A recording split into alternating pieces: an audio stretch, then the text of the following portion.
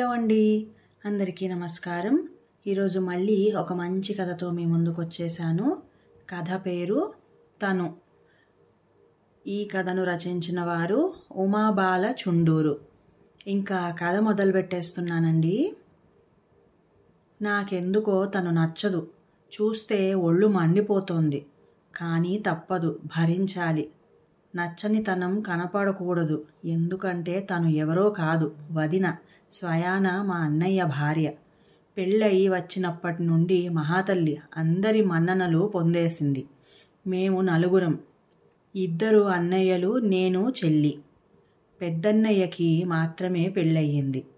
చిన్నన్నయ్య job కోసం try చేస్తున్నాడు. తర్వాత నేను BSc ఫైనల్ ఇయర్ చదువుతున్నాను. చెల్లెలు 9వ క్లాస్ చదువుతోంది.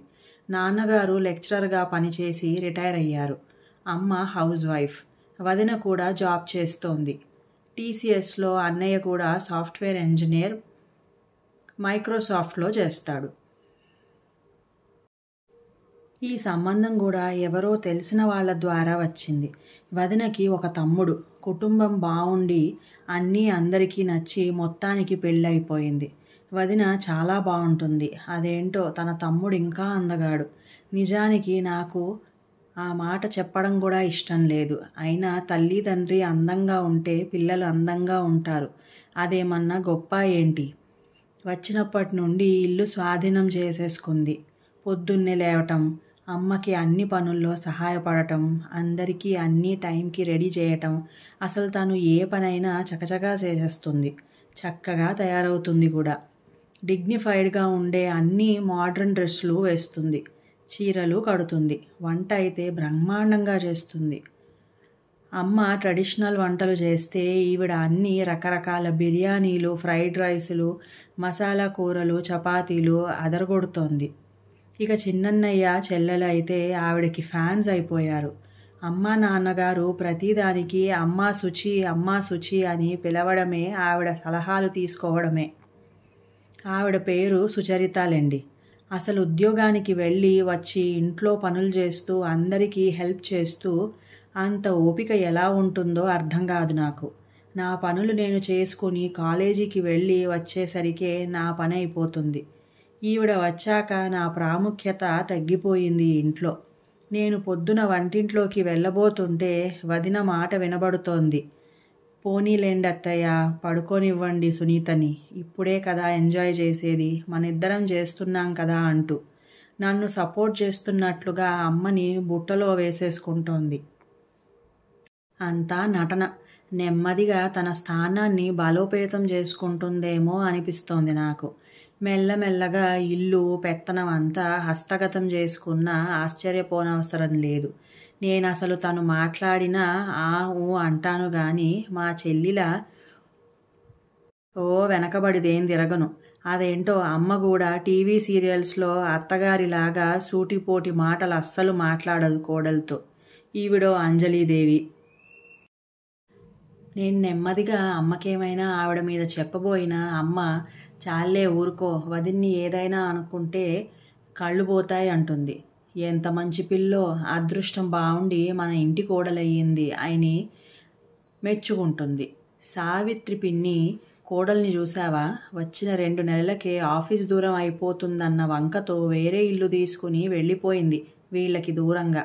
వదిన ఆఫీసు కూడా దూరమే. అయినా పిల్ల ఎంత చక్కగా పొద్దున్నే లేచి తనకి వీలైనంత పని చేసి ఆఫీస్కి వెళ్తోంది. ఇంకెప్పుడు ఇలా చాడీలు చెప్పకు అని నన్ను వాయించింది. మా అమ్మ అమాయకురాలు. లేకపోతే ఎవరిలోనైనా ఇన్ని మంచి గుణాలుంటాయా? అందులోనూ కోడలిలో. చూస్తా, నాకు అవకాశం రాదా? ఈవిడ నిజస్వరూపం ఇది అని అందరికీ చెప్పి బయట పెట్టకపోతానా అని ఎదురు చూస్తున్నాను. నేను ఒకరోజు నా రూమ్లో ఫోన్ చూసుకుంటుంటే ఆవిడ తన రూమ్ బాల్కనీలో నిలబడి మాట్లాడుతోంది ఎవరితోనో. రాత్రి 8 అయి ఉంటుంది. నేను కొంచెం కిటికీ దగ్గరికి వచ్చి చెవులు నిక్కబొడుచుకుని విందామని ప్రయత్నించాను. అమ్మ అంటోంది మాటల్లో. వాళ్ళ అమ్మతో మాట్లాడుతోంది అనుకుంటా. ఇంకాస్త దగ్గరికి వెళ్తే వినిపిస్తోంది స్పష్టంగా. అమ్మా, ఎన్నిసార్లు చెప్పాలి? నాకు టైం ఉండటం లేదమ్మా, నేను రాలేను. నేనిప్పుడే నీ అకౌంట్కి 50,000 ట్రాన్స్ఫర్ చేస్తున్నా. మనం చూసాం కదా, కిందటి వారం జిఆర్టీలో ఆ హ్యాంగింగ్స్ కొనేసేయ్. 40,000లో వస్తాయి. మిగిలిన డబ్బుతో మనం చూసిన డ్రెస్ కూడా కొనేయ్. డ్రెస్ సైజ్ తీసుకెళ్లడం మర్చిపోకు. రేపు చేసేయ్ షాపింగ్. నేను ఎలాగో నీ దగ్గర నుండి తీసుకుంటాలే. అవును, తమ్ముడి సంగతి ఏమైంది? నా మాట వినమ్మా, అమ్మాయి చాలా మంచిది. ఈ కాలపు పిల్లల్లా కాదు. తమ్ముడికి కూడా నచ్చింది కదా, మరోసారి ఆలోచించండి. ఉంటాను, భోజనం టైం అయింది మరి అని ఇంకేదో మాట్లాడుతోంది. అమ్మా, నా కళ్ళు మెరిశాయి. అమ్మ దగ్గరికి పరిగెత్తాను. అమ్మ తన రూంలో బట్టలు మడత పెడుతోంది. పక్కన కూర్చుని పూసగుచ్చినట్లు మొత్తం చెప్పేశా, కళ్ళు చేతులు తిప్పుతూ.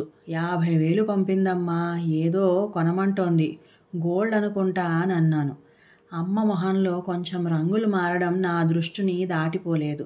అయినా అమ్మ వెంటనే తేరుకుని, ఊరుకో, అలా విన్న వెంటనే మనం ఏదేదో ఊహించుకోకూడదు.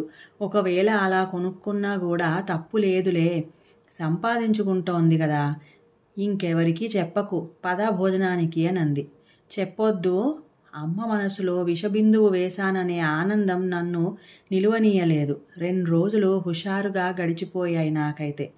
ఆ రోజు రాత్రి 9:30కి చెల్లి వచ్చి పిలిచింది నేను చదువుకుంటుంటే. అక్క, అమ్మ పిలుస్తోంది అంటూ. నేను వస్తున్నా అంటూ చెల్లి వెంట వెళ్ళేసరికి డ్రాయింగ్ రూమ్లో అమ్మ, నాన్న, అన్నయ్య, తను ఉన్నారు. ఏంటి ఈ మీటింగ్ అబ్బా అనుకుంటూ ఉండగా వదిన నాతో అంటోంది, నేను రేపు తొందరగా ఆఫీస్కి వెళ్ళాలి, అప్పటికి నువ్వు లేవువు కదా, అందుకని పిలిచానని. ఈవిడ తొందరగా వెళ్ళడానికి నేను లేవకపోవడానికి సంబంధం ఏంటో అని మనసులో విసుక్కుని ముఖానికి చిరునవ్వు పులుముకుంటూ సోఫాలో కూర్చున్నా. ఉన్నట్టుండి వదిన తన సోఫా పక్క నుండి ఒక బ్యాగ్ తీసి అందులో నుండి ఇంకో చిన్న డబ్బా తీసి ఓపెన్ చేసి నా చేతికిస్తూ, ఇది నీకే, నాకు ఈ హ్యాంగింగ్స్ చాలా నచ్చాయి, నీకు బాగుంటాయని కొన్నాను అని అంది. నేను తెల్లబోయి నాకెందుకు అన్న అసంకల్పితంగా. రేపు నీ పుట్టినరోజు కదా, నీకు కొనాలనిపించింది అని చెప్పి అత్తయ్య ఎలా ఉన్నాయి అని అమ్మని అడిగింది. చాలా బాగున్నాయి, దిట్టంగా అంది అమ్మ. నేను అమ్మ వైపు చూడలేకపోయా. నేను క్రితం శనివారం చూశానత్తయ్య, మువ్వలతో చాలా అందంగా అనిపించాయి. మన సునీతకు బాగుంటాయని, పుట్టినరోజు కూడా వస్తోంది కదా అని నిన్ననే అమ్మకి చెప్పి ఫోటో పంపించి తన చేత కొనిపించాను అని చెప్తోంది. ఇదిగో ఈ డ్రెస్ కూడా నీకే, నీకు తెలియకుండా నీ డ్రెస్ ఒకటి దొంగతనంగా సైజుకని పెట్టుకెళ్ళాను, నీకు సర్ప్రైజ్ ఇవ్వాలని అంది నవ్వుతూ. నా తల కిందకి వాలిపోయింది. ముఖ్యంగా ఇంకో విషయం చెప్పాలని మిమ్మల్ని అందరినీ పిలిచాను. మావయ్య, అత్తయ్య, మీ అబ్బాయికి తెలుసు అనుకోండి, కానీ మీరు ముఖ్యం కదా. మా తమ్ముడు విహారీ తెలుసు కదా, మీరు బాంబేలో ఓఎన్జీసీలో జాబ్ చేస్తున్నాడు. వాడికి మన సునీత చాలా నచ్చిందట. మా తమ్ముడు చెప్పగానే నాకెంత సంతోషం వేసిందో. మీకెవ్వరికీ అభ్యంతరం లేకపోతే పెళ్లి చేసుకుంటాడట. అఫ్కోర్స్ సునీత అంటే మా ఇంట్లో అందరికీ ఇష్టమే, చాలా నెమ్మది అని. మనం 10 మాటలు మాట్లాడితే తనో మాట మాట్లాడుతుందని, ఈ కాలంలో ఇలాంటి అమ్మాయిలు అరుదు అని మా అందరి అభిప్రాయం. ఈ సంవత్సరం తన చదువు అయ్యాకే, అది తనకిష్టమైతేనే ఈ ప్రపోజల్. కావాలంటే తను పెళ్ళయ్యాక బాంబేలో పై చదువులు చదువుకోవచ్చు. ఏమంటారు మీరంతా చెప్పండి అంటూ నా దగ్గరికి వచ్చి నా చెయ్యి పట్టుకుంది. నేను అప్రయత్నంగా లేచి నిలబడ్డాను. నా కళ్ళల్లోకి చూస్తూ, నీకిష్టమైతేనే సుమా, కావలసినంత టైం తీసుకుని ఆలోచించుకో అంది స్నేహంగా నా చెయ్యి నొక్కుతూ. నేను గబాల్న తనని కౌగిలించుకున్నాను. తను నాకేదో ఖరీదైన గిఫ్ట్ ఇచ్చినందుకు కాదు, తన అందమైన తమ్ముడిని నాకు ఆఫర్ చేస్తున్నందుకు కాదు, నా మీద తన నిజాయితీతో కూడిన ప్రేమకి, అభిమానానికి స్థానువునై. మనస్ఫూర్తిగా నాలో కలిగిన పశ్చాత్తాపం కరిగి కన్నీరై నా మనసులో తన పట్ల పెంచుకున్న కుళ్ళుని, కల్మషాన్ని, అసూయని కడిగేస్తోంది. ఇంకా కథ సమాప్తం.